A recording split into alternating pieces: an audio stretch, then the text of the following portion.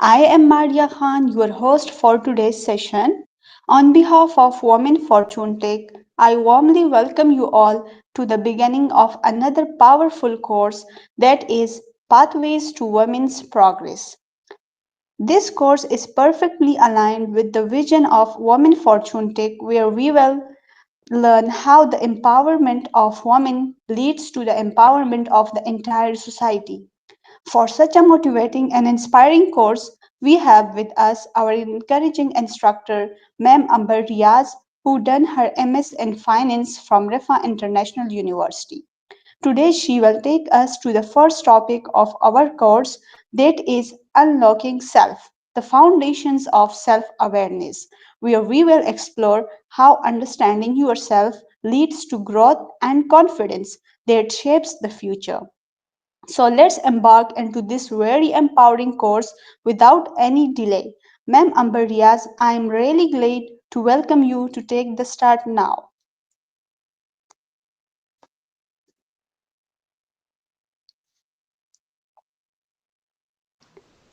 Assalamu alaikum everyone. Am I audible? कोई बता दे. Walaikum Assalam. Yes, ma'am, you are audible. Thank you. This is Amber Riaz, GBV Master Trainer and Business Analyst, and I'm a General Secretary at Women Fortune Tech. Our, I will be leading the session today. It is about self-awareness. तो अगर मैं आप लोगों से कहूँ कि आप अपने आप को किसी एक जुमले में या किसी एक वर्ड से डिफाइन करें तो आप अपने आप को किस जुमले में या किस वर्ड से डिफाइन करेंगे?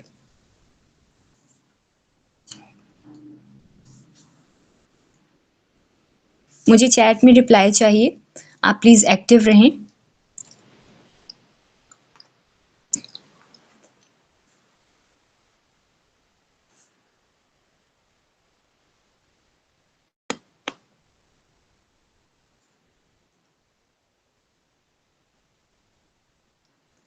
Am I audible, everyone?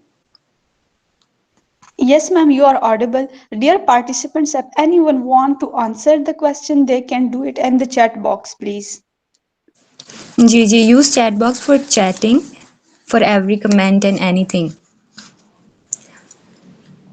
I would like you guys to please. Okay, somebody.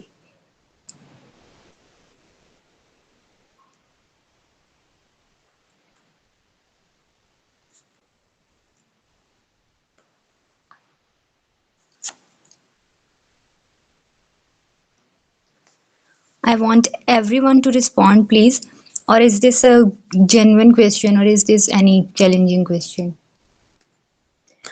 I think it is a challenging question क्योंकि हमें जब भी कहा जाए कि आप अपने आप को किसी एक लफ्ज़ में या किसी एक सेंटेंस में डिफ़ाइन करें तो ये बहुत मुश्किल हो जाता है.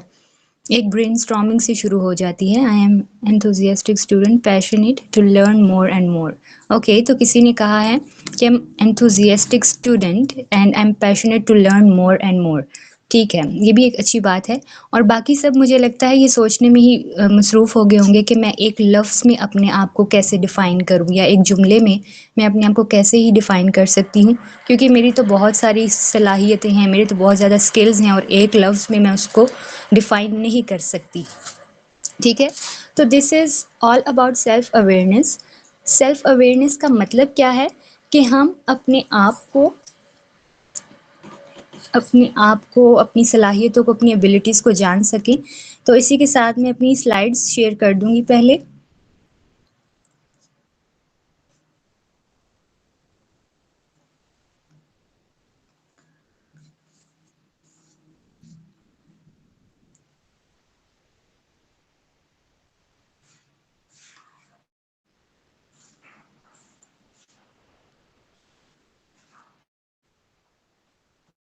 सॉरी, कोई मुझे हेल्प आउट कर सकता है कि कौन सा ऑप्शन होता है स्लाइड्स ओपन करने के लिए, because I am unable to open my slides hair.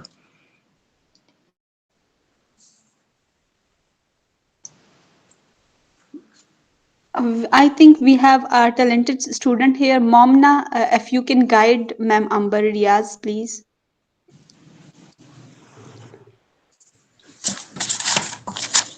Momna and Alifba, you can, if you somebody wants to help out Ma'am Amber, so please do that. मैंने गूगल मीट पहले use नहीं किया इसलिए please कोई help out कर सकता है colleagues में से मुझे तो प्लीज़ बता दें। एक्चुअली मैं ज़ूम और टीम्स यूज़ करती रही हूँ। It is my first presentation on Google meet.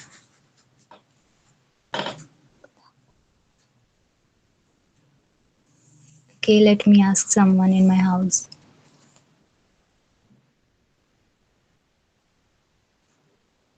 Momna and Alishba, are you there with us?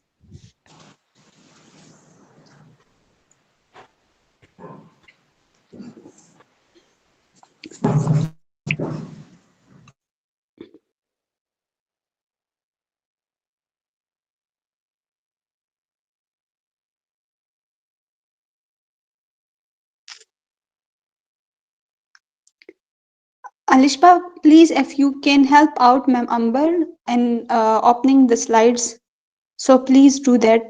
You can turn on your microphone as well. Okay, it's okay. Okay.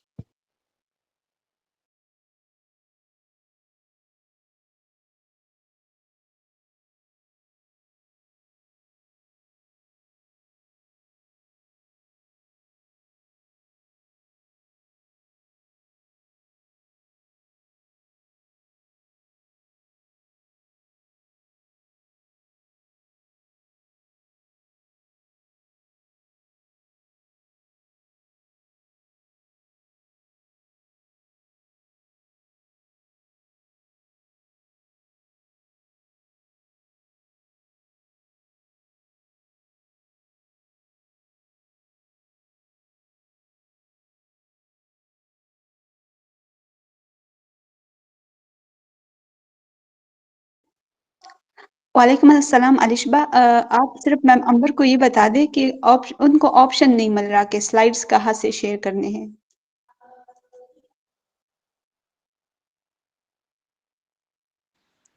वो slides share करना चाहती हैं। जी, जी, slides. Screen share करनी है मैंने।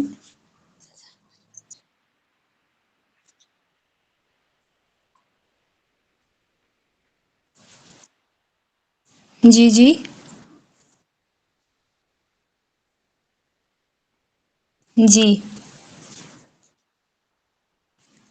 कर दिया है।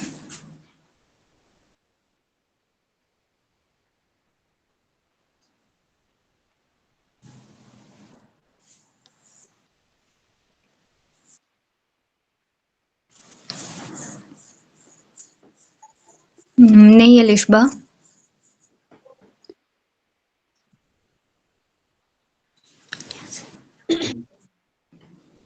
मैम अंबर, जी, जी, जी, आई ठीक है। थिंक जी, जो thank you in Alishba. 3 dot है इनको क्लिक करके आपके पास अगर ऑप्शन आ जाए। जी, जी, अलिशबा आ गया। Thank you so much Alishba.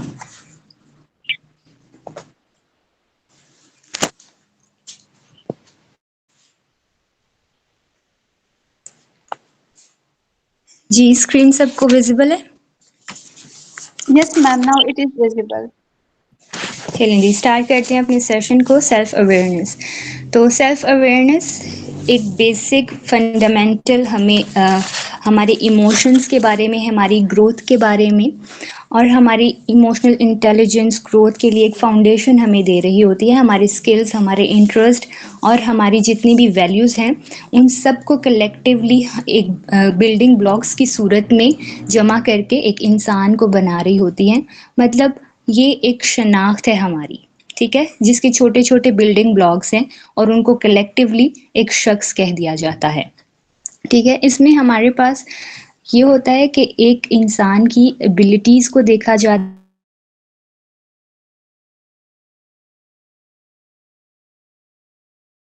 Values अपने इंटरेस्ट को किस तरह से अंडरस्टैंड करता है और कॉम्प्रिहेंड करता है। तो इन चीज़ों को अगर हम समझ जाएँ, तो हम अपनी सेल्फ से, अपने आप से काफ़ी ज़्यादा आशना हो सकते हैं, आगाह हो सकते हैं, ठीक है?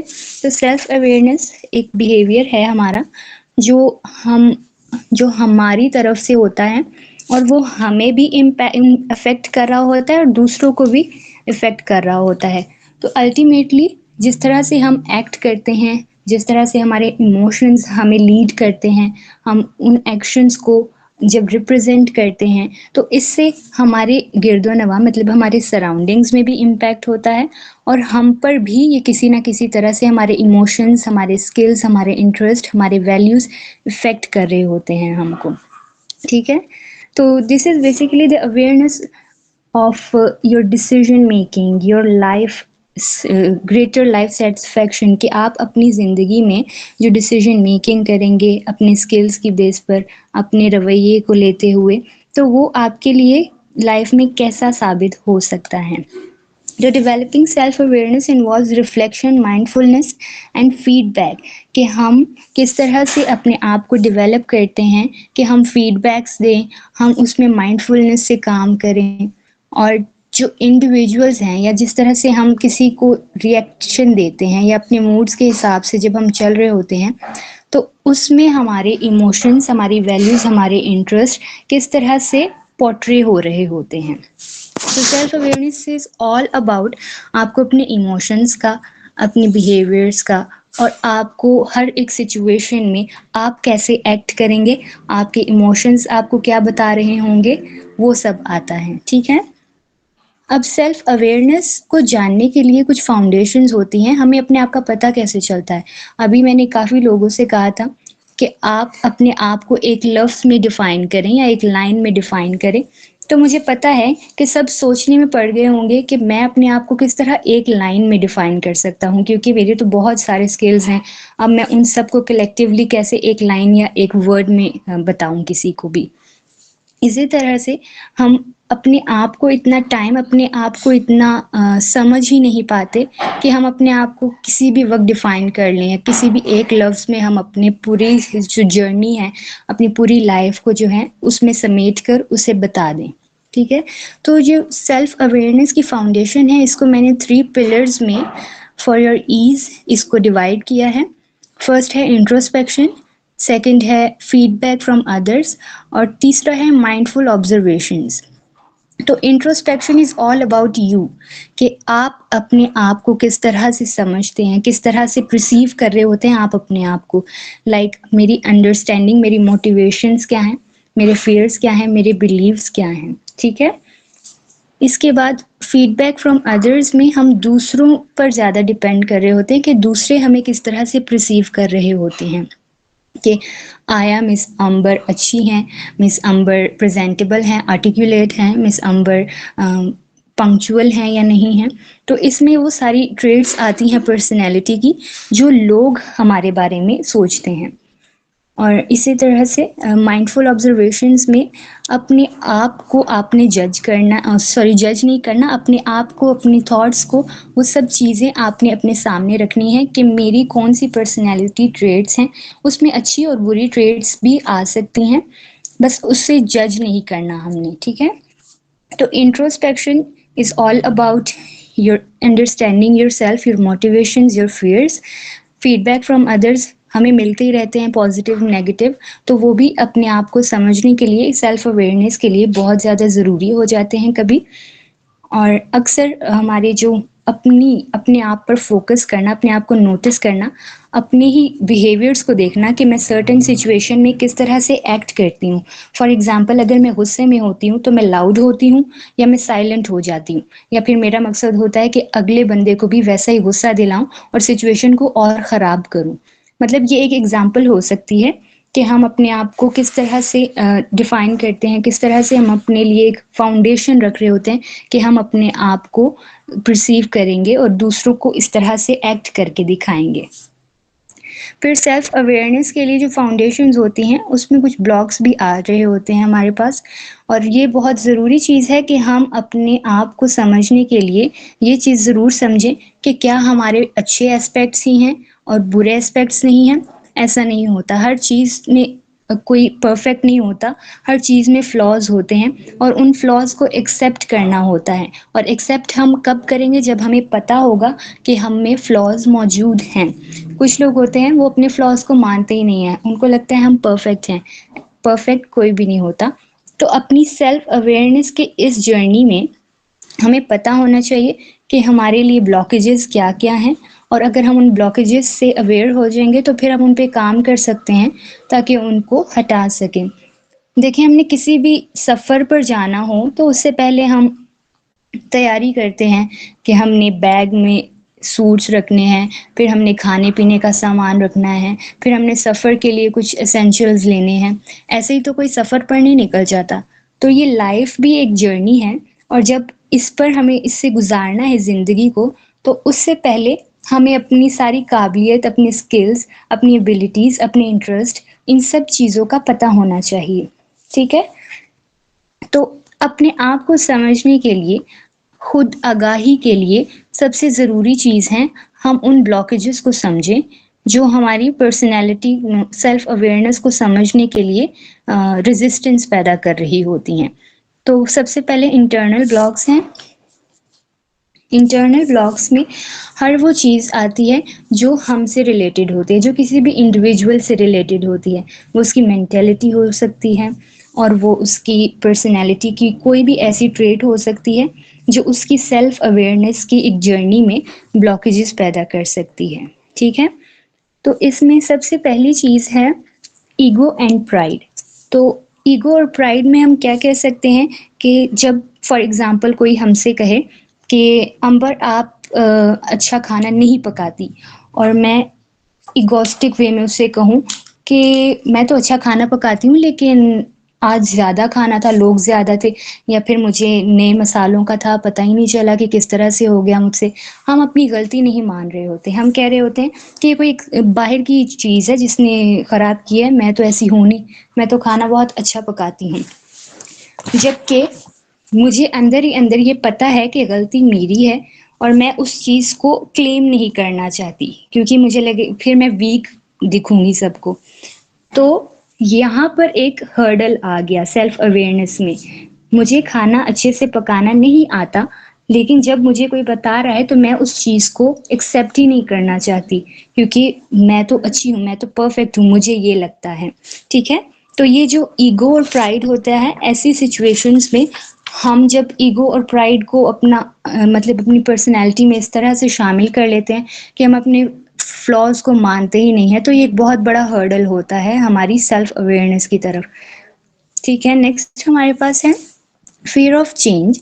इसमें ये आता है कि हम अपने सेल्फ रिफ्लेक्शन को इस तरह से एस्केप करते हैं कि वो हमें डिस्कम्फर्टेबल ना करे। क्या मतलब है इसका?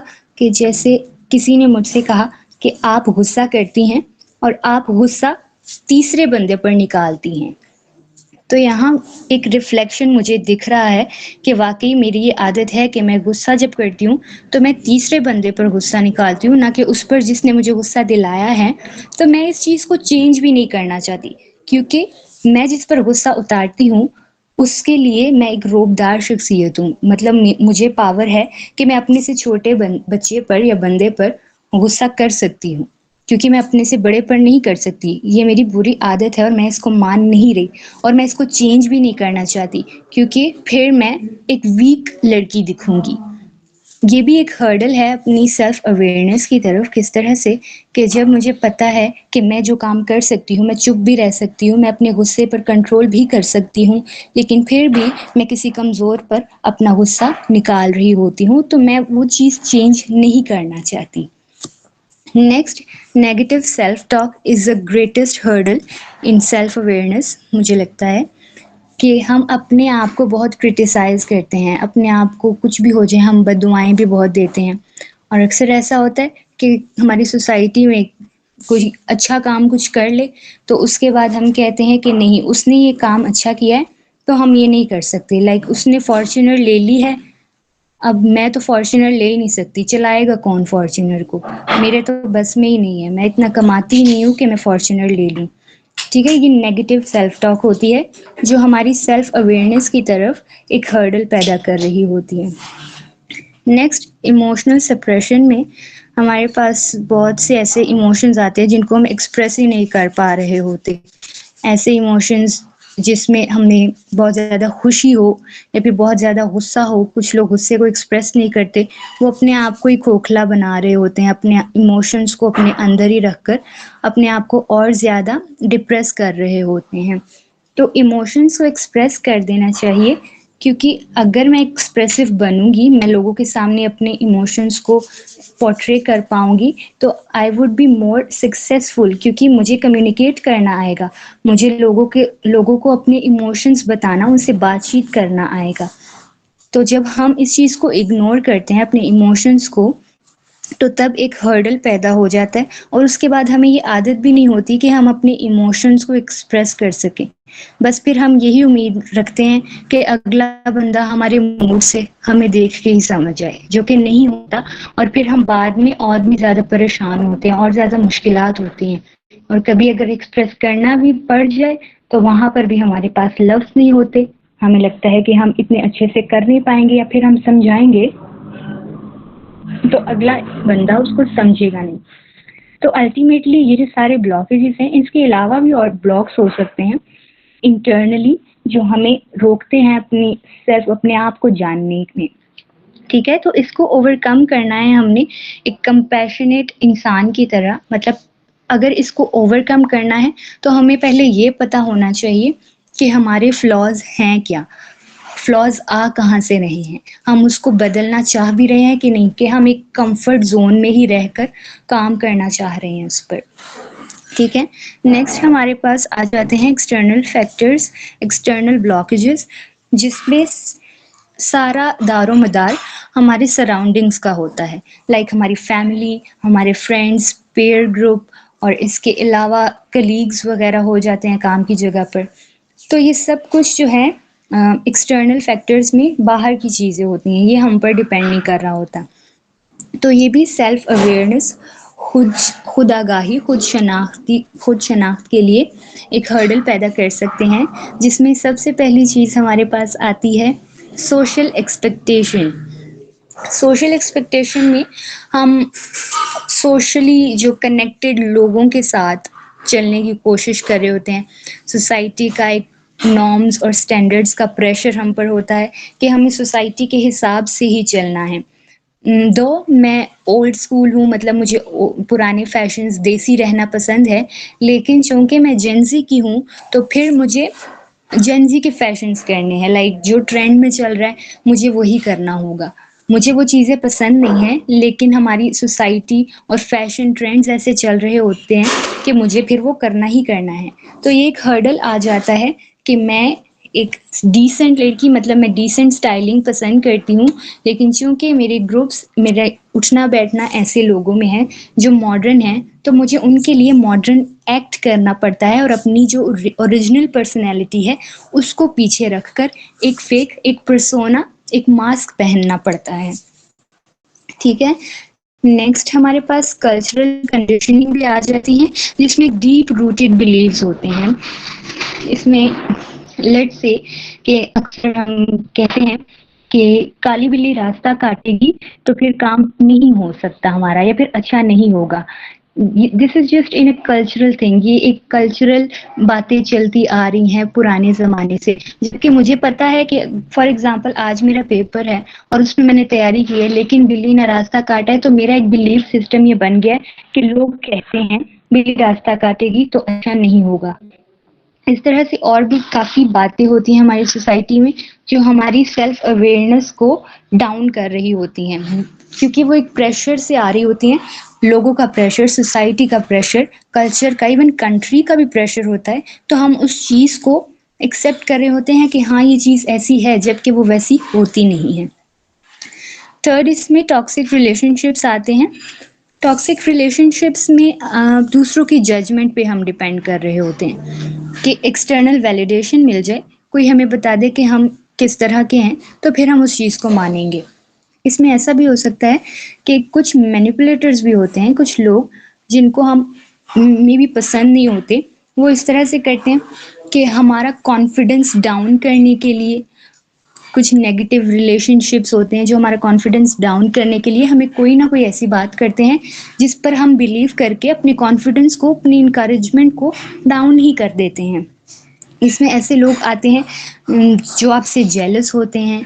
इसमें ऐसे लोग आते हैं जो आपको आगे बढ़ते हुए देख नहीं सकते, और जब वो इस तरह से कोई प्लानिंग से हमारी लाइफ में आते हैं, लेट से कि हम कुछ अच्छा करने जा रहे हैं, तो वो हमें कहेंगे कि नहीं अंबर आप ऐसा नहीं कर सकती, वो तो उसकी किस्मत थी कि वो उसने एडीसी का टेस्ट पास कर लिया या फिर उसने सीएसएस कर लिया, उसकी किस्मत थी तो इसलिए उसने कर लिया, अंबर आप नहीं कर पाओगी।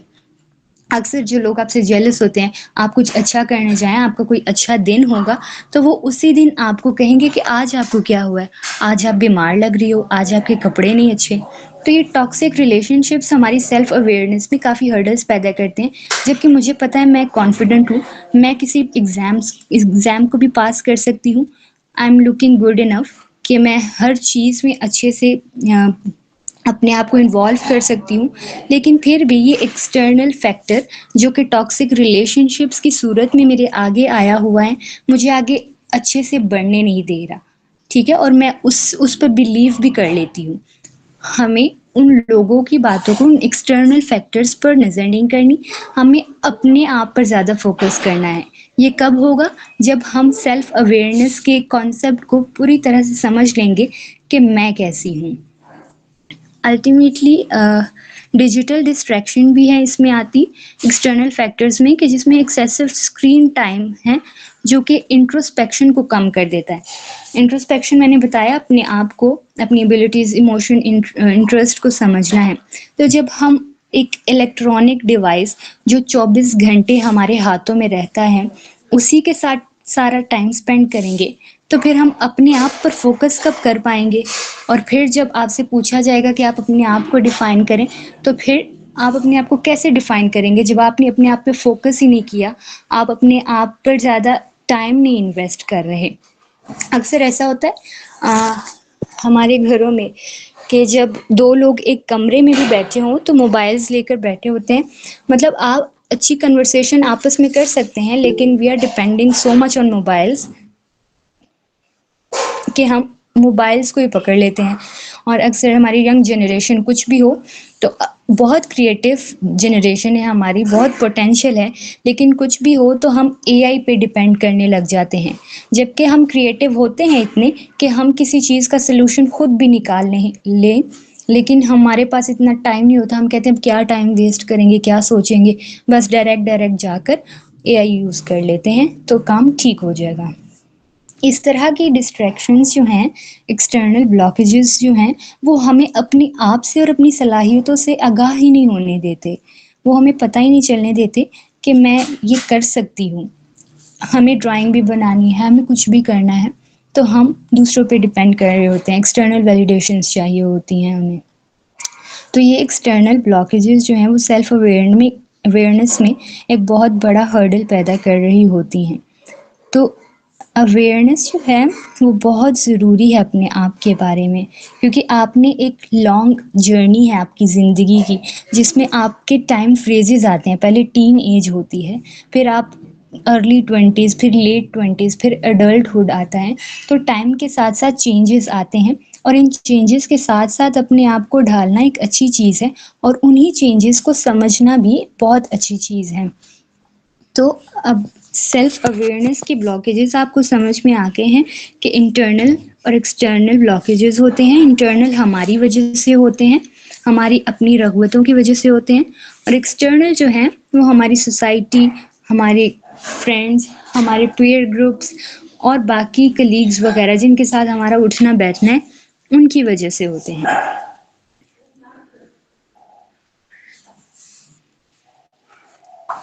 इसके बाद आता है advantages of self awareness. Advantages of self awareness में हमारे पास सबसे पहले तो अगर आपको अपना पता चल जाएगा ना कि हम किस तरह के हैं, हम सर्टेन सिचुएशन में कैसे रिएक्ट करते हैं, और हमें इमोशनल कंट्रोल है, हमें गुस्से पर कंट्रोल है, हमें हर चीज़ का पता है कि मेरी वीकनेसेस क्या हैं, मेरी स्ट्रेंथ क्या है, मुझे कहाँ रिएक्शन देना है, कहाँ चुप रहना है। तो इससे अच्छी तो कोई और बात ही नहीं है कि आपको पता चल जाए सब चीज़ों का और उसके बाद आप अपनी सिचुएशंस को अच्छे से हैंडल कर सकें। तो पहला बेनिफिट ये है कि जब आपको अपनी वीकनेसेस, अपनी स्ट्रेंथ्स का पता चल जाएगा, तो आप एक इमोशनल रेगुलेशन पैदा कर सकते हैं कि आप अपने रिएक्शंस को, अपने मूड्स को कंट्रोल कर सकते हैं। सबसे ज़रूरी चीज़ आजकल के जो दौर में है, वो मुझे लगता है कि इमोशनल कोशेंट है कि आप इमोशनली कितने स्ट्रांग हैं। वो कहते हैं ना, self control, self control. Self control is ultimately emotional control. आपने अपने इमोशंस को कंट्रोल करना होता है, अपने उसे बैलेंस करना होता है। आपको, बेशक आप बहुत खुश हो रहे हैं, बेशक आप बहुत दुखी हो रहे हैं, लेकिन कभी-कभी आपको ऐसा लगता है कि मुझे इस सिचुएशन में रोना नहीं है, मैं वीक लगूँगी, ठीक है? लेकिन फिर भी हम कहते हैं मेरे आंसू आ गए, मुझे नहीं पता चल रहा था, मैं रोक नहीं पाई अपने आंसुओं को। It's normal. लेकिन आप अपनी सिचुएशंस, अपने मूड्स को तब कंट्रोल करेंगे जब हमें पता होगा कि मैं किस सिचुएशन में, किस स्पेसिफिक जगह पर ज़्यादा वीक हो जाती हूँ, कहाँ पर मैं अपनी इमोशंस को कंट्रोल नहीं कर पाती। तो अगर आपको ये चीज़ें पता होंगी, तो तब आप उसे कंट्रोल कर सकते हैं, अपने रिएक्शंस को, अपने मूड्स को। और ये इतना ईज़ी नहीं है, लेकिन ये हो जाता है टाइम के साथ-साथ। तो इमोशनल कंट्रोल आप इस तरह से कर सकते हैं कि आप अपने मूड्स को, अपने रिएक्शंस को कंट्रोल करेंगे। नेक्स्ट, बेटर डिसीजन मेकिंग भी एक एडवांटेज है सेल्फ अवेयरनेस का। इस तरह से कि हमें एक क्लियर वैल्यूज हमारी बता रहा होता है। लाइक आई एम खुशबख्त अलीना और मैं वैल्यू करती हूँ लोगों के टाइम को, ठीक है? तो टाइम है, टाइम को वैल्यू करती हूँ, और फिर जो दूसरे लोग हैं उनके गोल्स को भी मैं वैल्यू कर रही हूँ। तो ये बेटर डिसीजन मेकिंग मेरे लिए भी है, और जहाँ मैं जाती हूँ उनके लिए भी हो सकता है, क्योंकि मेरे स्किल्स, मेरा टाइम जो मैं कहीं पर इन्वेस्ट कर रही हूँ, वो मेरे लिए तो बेहतर है ही, लेकिन वो दूसरों के लिए भी हो सकता है। इम्प्रूव रिलेशनशिप्स, अगर आपको सेल्फ अवेयरनेस का ये टिप पता चल गई, अपनी वीकनेसेस और स्ट्रेंथ पता चल गई, तो आप किसी भी रिलेशन में बहुत अच्छे से कम्युनिकेट कर पाएंगे, और आप में एक हमदर्दी, एक एम्पैथी सी आ जाती है कि आप दूसरों को भी समझ पाएं। फिर एक और एडवांटेज है हमारे पास पर्सनल ग्रोथ का, कि ज़ाहिर बात है जब आपको पता चल जाता है कि मैं किस तरह की इंसान हूँ और मुझे अपनी किस किस एरिया पर काम करने की ज़रूरत है, तो वो एक पर्सनल ग्रोथ की तरफ ही लीड करता है, एक बेटर लाइफ की तरफ लीड कर रहा होता है आप लोगों को, और हमें, मुझे भी, हर इंडिविजुअल को। दूसरी बात है resilience, ability to adopt the challenge with a growth mindset. बेशक चैलेंजेस आए, हमें पता है कि हम उसे ओवरकम कर सकते हैं। तो जब हमें पता होगा कि हम किसी भी चैलेंज को, किसी भी सिचुएशन को हैंडल कर सकते हैं, तो ज़ाहिर बात है फिर हमारी ग्रोथ होगी, हम और ज़्यादा क्रिएटिव होते जाएंगे, लाइफ में और ज़्यादा एक सेटिस्फैक्ट्री बिहेवियर आता जाएगा। तो अल्टीमेटली सेल्फ अवेयरनेस एक लाइफ लॉन्ग जर्नी है, जिसमें हमने अपने आप को ट्रांसफॉर्म करना है, अपनी एज के साथ साथ एक पॉजिटिव चेंज लाना है अपने आप में, अपने आप को जानना है, ठीक है? अपने स्किल्स को, अपने टैलेंट्स को, अपने इंटरेस्ट को। क्योंकि अक्सर ऐसा होता है कि हमें कोई काम कह देता है, हम कहते हैं कि हमसे ना नहीं हुई, यार मैं किसी को ना नहीं करती, मुझे काम करना पड़ता है। बेशक हम उस काम में अपना 100% नहीं दे रहे होते, हम वो काम मजबूर होके कर रहे होते हैं, पर फिर भी हम कहते हैं कि यार हमसे ना नहीं हुई। तो इससे बेहतर है कि जो काम आप दिल से नहीं कर रहे, तो वहाँ पर एक ना छोटी सी करके एक्सक्यूज कर लिया जाए, क्योंकि एक लाइफ लॉन्ग जर्नी है। आप किसी के लिए काम करेंगे तो अपना 100% नहीं दे रहे, तो फिर फायदा ही क्या है उस काम करने का। तो अगर आप अपने इन ब्लॉकेजेस को, इन हर्डल्स को समझ जाएंगे, आपको ना कहना भी आ जाएगा। मतलब इस तरह से आप सीखेंगे कि मैं ना नहीं कह सकती, तो अब मुझे ना कहनी चाहिए, क्योंकि मैं अपना 100% नहीं दे रही। तो इससे बेहतर ये है कि ये काम नहीं किया जाए, और करने का तरीका भी कोई स्किलफुल होना चाहिए। ये नहीं कि हम एकदम से कह दें नहीं मैंने तुम्हारा काम नहीं करना। आप उसे एक्सक्यूज कर सकते हैं कि this is not my interest, तो मैं ये काम नहीं कर सकती। क्योंकि इट्स लाइफ लॉन्ग जर्नी, आपको अपनी पोटेंशियल्स को अनलॉक करना है, अपने आप पर और काम करना है, अपने आप पर फ़ोकस करना है। मैं आप सबको बेशक अभी ना करें, आप लोग जब भी आपको टाइम मिले, आप 5 से 10 मिनट आप बैठें, आप अपने आप पर सोचें कि how would I define my self in one sentence on in one word, ठीक है? तो फिर आपको अपने आप पर अपने आप के बारे में काफ़ी चीज़ें पता चलेंगी, ठीक है? Now I would like to take a moment कि अगर आपसे ये क्वेश्चंस किए जाएं कि ऐसा कौन सा इमोशन है जो आपको एक्नॉलेज करने में मुश्किल होता है, मतलब जब आपसे कोई बात करता है तो क्या आप अपने इमोशंस को एकदम से एक्सप्रेस कर सकते हैं? क्या आपके लिए ईज़ी होता है या फिर कोई ऐसा इमोशन है जिसको एक्सप्रेस करना, जिसको डिस्प्ले करना आपके लिए ज़्यादा मुश्किल हो रहा होता है? तो is there any emotion that is hard for you to express और acknowledge?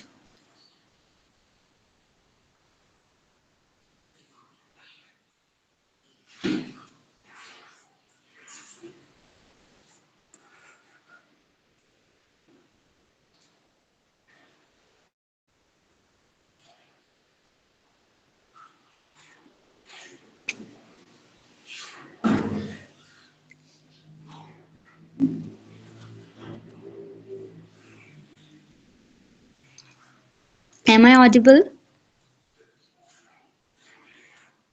Yes, ma'am, you are audible.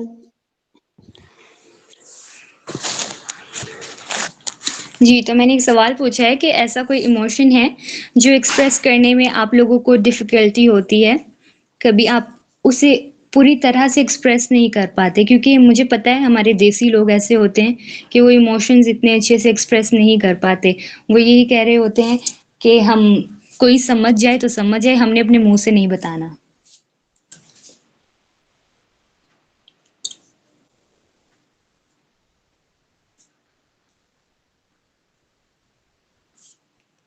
ठीक है, मुझे लगता है आप लोगों को टाइम चाहिए अपने आप पर सोचने के लिए, फ़ोकस करने के लिए, ताकि आप अपने स्किल्स को, अपनी नेचर को जान सकें।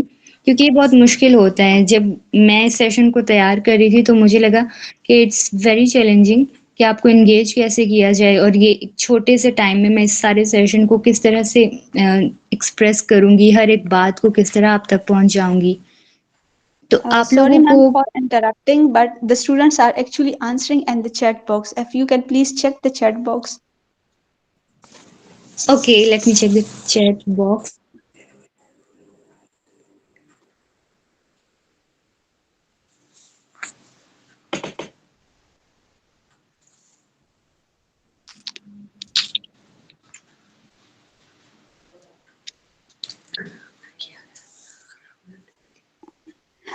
Some of the students said yes, it means that they do feel ashamed of expressing their emotions. So, if you can answer them. Yes, it's normal, it's perfectly normal, क्योंकि हम एक ऐसी माशरे में जी रहे हैं ना जहाँ पे आप अपनी एक्सप्रेस करना भी चाहें तो कहेंगे यार ये कुछ ज़्यादा ही इमोशनल बन रहा है, ये ज़्यादा ही। और अगर ले जाया जाए मर्दों की साइड पर, वो इस तरह से एक्सप्रेसिव हो जाए ना तो वहाँ पर और ही ज़्यादा मसले होते हैं। तो ये घर से एक चीज़ शुरू होती है। इसके लिए ये ज़रूरी है कि आप एक दूसरे को, अपने फ्रेंड्स को, अपनी फैमिली को एक इमोशनल सपोर्ट सिस्टम प्रोवाइड करें, ताकि उनको ईजी लगे आपसे अपने इमोशंस को एक्सप्रेस करना। फिर वहाँ से एक ईज़ पैदा हो जाता है, जहाँ पर आप आहिस्ता-आहिस्ता आदी हो जाते हैं अपने इमोशंस को एक्सप्रेस करने में।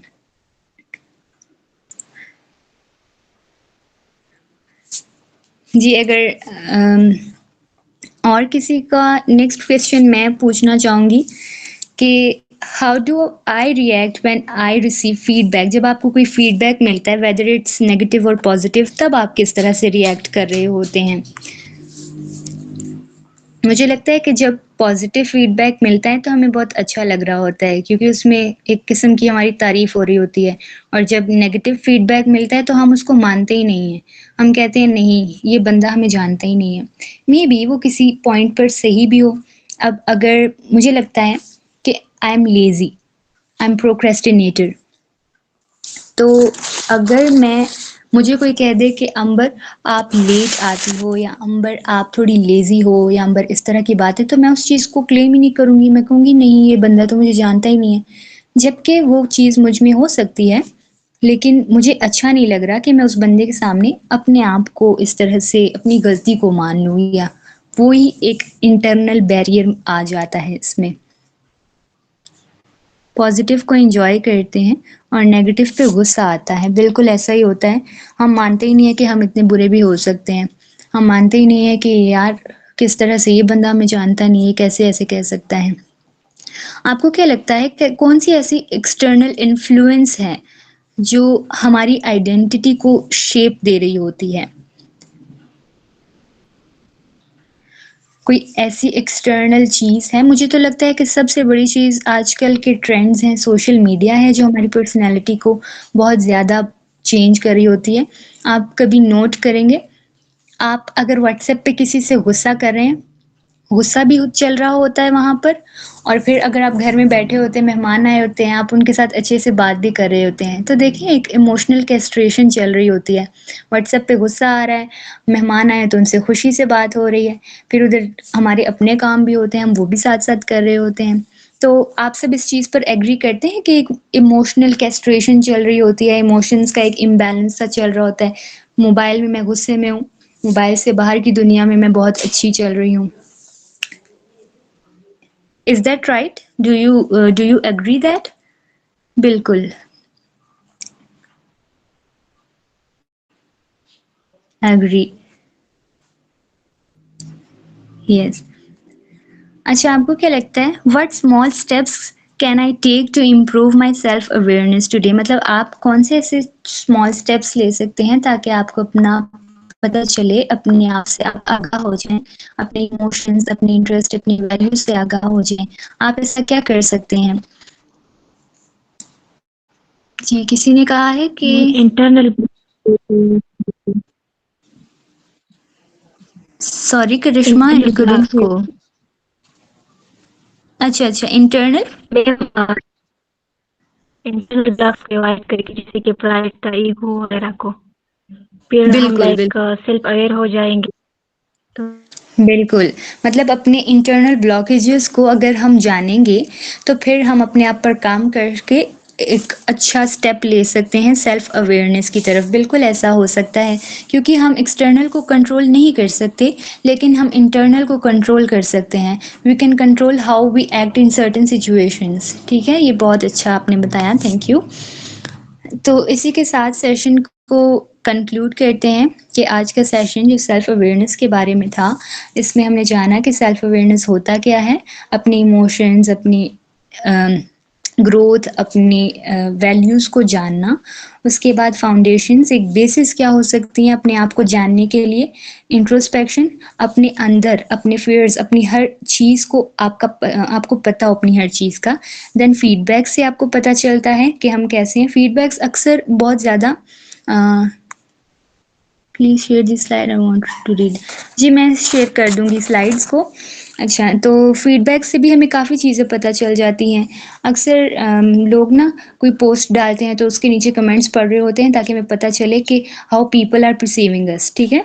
तो फीडबैक से भी काफ़ी कुछ नेगेटिव, पॉजिटिव पता चलता है। फिर माइंडफुल ऑब्जर्वेशन से भी आप अपने आप को विदाउट जजमेंट अपने आप को, अपने इमोशंस को लिख सकते हैं अपने आप पर काम करने के लिए। इसके बाद इंटरनल एक्सटर्नल ब्लॉकेजेस हमने पढ़े। इंटरनल हमारी तरफ से होते हैं, एक्सटर्नल आउटसाइडर्स की तरफ से जो हमारे आसपास की दुनिया है। एडवांटेजेस क्या हो सकते हैं ये हमने पढ़ा कि इमोशनली हमें एक सपोर्ट आ रही होती है, इमोशनली स्ट्रॉन्ग कर देता है हमें, बेटर डिसीजन मेकिंग। ये मैंने बहुत कंक्लूड किया है, कंसाइज किया है मैंने प्रेजेंटेशन को। It was very lengthy presentation, फिर भी मैंने इसमें से जो क्रक्स थे वो निकाल के आपके साथ शेयर किए हैं। तो सेल्फ अवेयरनेस बहुत ज़रूरी है आजकल के दौर में, क्योंकि हमने प्रैक्टिकल लाइफ में हम जब जाते हैं तब काफ़ी ज़्यादा परेशानियाँ आती हैं, बिकॉज़ हमें नहीं पता होता हमें कैसे एक्ट करना है, हमें नहीं पता होता कि हम किस तरह के लोगों से मिल रहे हैं। तो जब आपको पता होगा, आपका माइंड इतना शार्प हो जाएगा, तो आप लोगों को भी जज कर सकते हैं। लोगों का भी आपको पता चल रहा होता है कि किस तरह के लोग हैं। तो दिस इज़ इट। एवरीवन, अगर आप लोगों का कोई क्वेश्चन हो तो आप कर सकते हैं।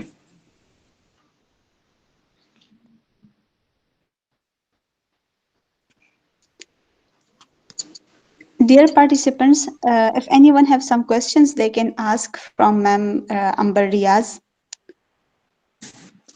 किसी ने चैट बॉक्स में लिखा है स्वॉट एनालिसिस से भी हम पता कर सकते हैं। जी बिल्कुल हो सकता है, स्वॉट एनालिसिस से भी। How to control anger. अच्छा, इसके लिए आप मेडिटेट भी कर सकते हैं। आप एक डीप ब्रेथ लिया करें और उसको 30 to 50 सेकेंड्स होल्ड करने की कोशिश किया करें, उसके बाद उसे रिलीज किया करें। इससे ये होगा कि आपका फोकस उस नेगेटिव चीज़ से जो आपको गुस्सा दिला रही है उससे शिफ्ट होकर आपकी अपनी ब्रीदिंग पर और आप पर आएगा, तो फिर थोड़ा सा आपका गुस्सा कम हो सकता है। दूसरा ये कि सिचुएशन जब ऐसी ख़राब होती है जहाँ पे गुस्सा आ रहा है तो वहाँ से निकलने की कोशिश किया करें, साइड पर हो जाया करें। This is what you can do. Ma'am नहीं होता, एक्सरसाइज कर चुकी हूँ। ओके, एक्सरसाइज कर चुकी हैं। Then try to avoid the people. ठीक है, आप अवॉइड किया करें सिचुएशंस को जहाँ पर आपको लगता है आपको ज़्यादा गुस्सा आ रहा है। आप अपनी शफल कर लिया करें, अपने थॉट्स को शफल कर लिया करें। जैसे कि अभी किसी ने मेरी चीज़ बगैर मेरी मर्जी के इस्तेमाल की है, आप अपना फोकस किसी और चीज़ पर ले जाया करें कि आज खाने में क्या पका है, आज छोटी बहन ने क्या पहना है, आज ड्रामा कौन सा देखना है। इस तरह की चीज़ों में आप इन्वॉल्व कर लिया करें।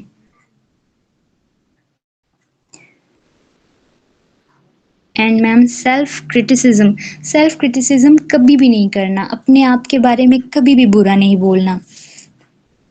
अक्सर लोग कहते हैं ना कि इसकी काली जुबान है, ये जो कहती है ये हो जाता है। नहीं मानना इस चीज़ को। लोग जो कहते हैं वो कहते रहें, आप अपने आप से अवेयर हो जाए, आपको अपना पता होगा तो लोग बेशक जो कहते रहें। सेल्फ क्रिटिसिज्म नहीं करना, कभी भी नहीं करना। मैं इस चीज़ को मैंने भी फेस किया हुआ है। हम अपने आप के बारे में जब हमें ज़्यादा गुस्सा आ जाए तो हम अपने आप को ही बददुआएं देना शुरू कर देते हैं। And literally your words have power. तो कभी बुरे लफ्ज़ ना अपने लिए इस्तेमाल किया करें। Right, anybody else?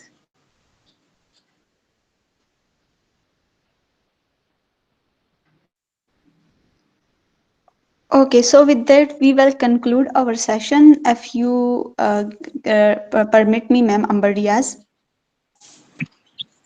यस, आप कर लें Maria. Okay, thank you, ma'am. Thank you so much for such an You're insightful welcome. session. So with that, we will conclude our session. Actually, today we study about self-awareness, that how we can go through some steps that are such as like introspection, feedback from others, and then mindful observation. That actually helps us to learn about our own self, that who we actually are. Then we study some barriers like ego and pride that blocks the way towards growth, as being egoistic makes us feel perfect. So and then we study about negative self talk and suppressing emotions, and then we study some barriers of our surroundings such as social expectations, deep rooted beliefs, toxic relationships, and digital distraction. So avoiding and overcoming these barriers leads us towards self awareness that have many benefits and merits, such as it gives us regulate our emotions, take better decisions, and improve relations that brings personal growth and resilience. So do invest your time on yourselves because it's your time and our priority should be ourselves. So thank you so much, ma'am, for such a thought-provoking and insightful session. Thanks everyone for joining. Hope we will have some more sessions with Ma'am Amber Riaz. So see you all tomorrow with another session, inshallah. Till that, take care of yourselves. Allah Hafiz.